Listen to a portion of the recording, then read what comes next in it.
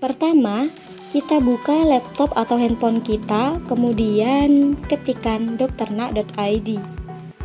Nah, ini adalah tampilan awal atau landing page dari website Dokternak.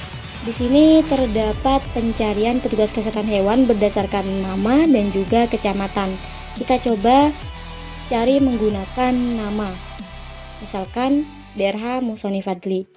Maka yang muncul sesuai dengan dokter yang kita cari tadi. Kemudian selanjutnya kita coba berdasarkan kecamatan, misalkan Curadami. Maka di sini yang muncul adalah dokter yang ada di Kecamatan Curadami.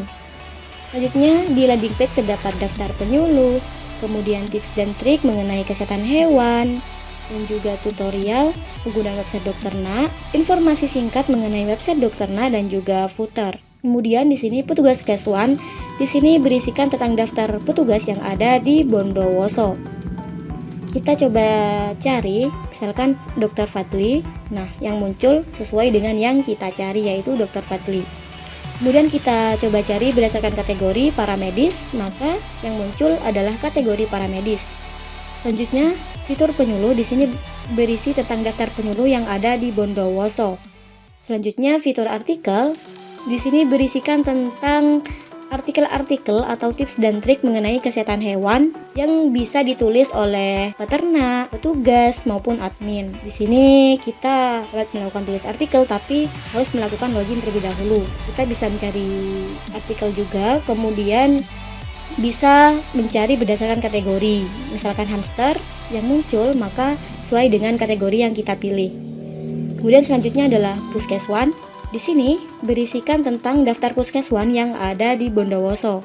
Di sini kita melihat detail dari puskeswan, misalkan Puskeswan Curadami. Nah, ini adalah detail dari Puskeswan Curadami. Di sini berisikan tentang lokasinya, jam kerjanya, dan juga tenaga medis yang ada di puskeswan tersebut. Ketika kita klik tombol WhatsApp koordinator, maka secara otomatis akan mengarah ke WhatsApp koordinator puskeswan yang ada di Curadami. Kita juga bisa mengklik cek lokasi, maka secara otomatis akan mengetahui lokasi dari puskeswan tersebut. Kemudian daftar tutorial berisikan tentang cara penggunaan website Dokternak sehingga pengguna dapat lebih mudah dalam menggunakan website Dokternak. Ini adalah detail. Untuk mengakses detailnya kita diminta untuk login terlebih dahulu. Kemudian ini adalah tentang kami. Di sini terdapat informasi mengenai Dokternak yang versi Android, kemudian developer dari website Dokternak, tujuan website Dokternak, dan juga kritik dan saran yang nantinya bisa dituliskan oleh pengguna yang ditujukan untuk tim developer. Di sini ada fitur konsultasi.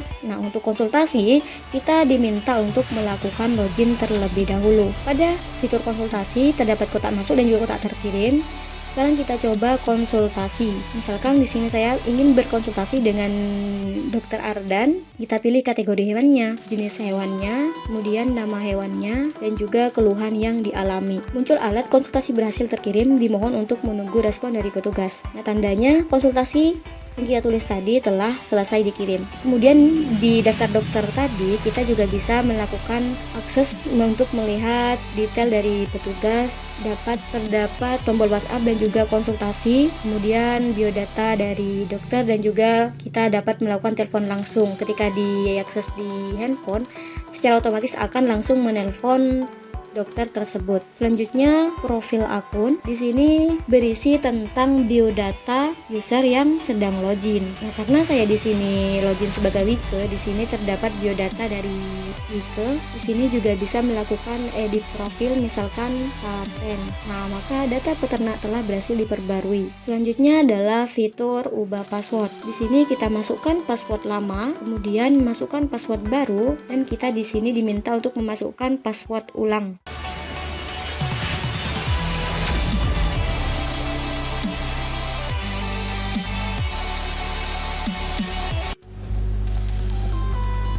Selanjutnya di sini adalah tampilan petugas atau landing page petugas.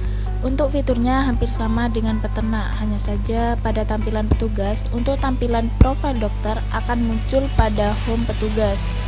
Dan juga di sini terdapat data rekam medik dan data obat. Di mana data rekam medik sendiri yaitu data pasien dari dokter yang login pada saat itu. Di mana di sini dokter dapat menambahkan data pasien yang datang untuk berobat. Kemudian terdapat data obat. Di sini adalah stok obat yang dimiliki dokter pada saat itu. Pada tampilan petugas juga terdapat fitur notifikasi di mana petugas dapat merespon keluhan yang diberikan oleh calon pasiennya. Seperti pada contoh ini. Di sini apabila petugas sudah meresponnya, maka akan muncul notifikasi atau pemberitahuan bahwa respon berhasil dikirim.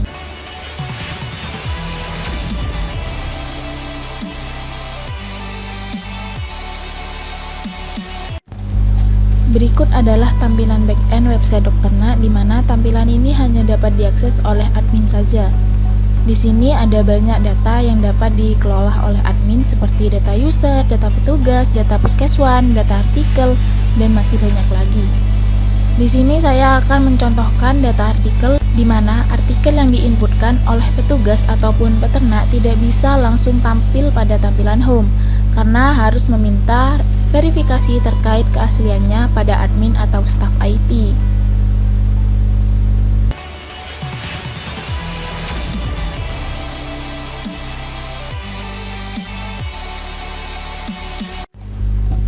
Berikut adalah tampilan dari hak akses staf, di mana pada hak akses ini hampir sama dengan hak akses admin, hanya saja data yang dikelola lebih sedikit, seperti data artikel, data petugas, data puskeswan, data staf, dan beberapa data lainnya. Untuk data staf hanya dapat mengedit dan tidak dapat menambahkan data staf.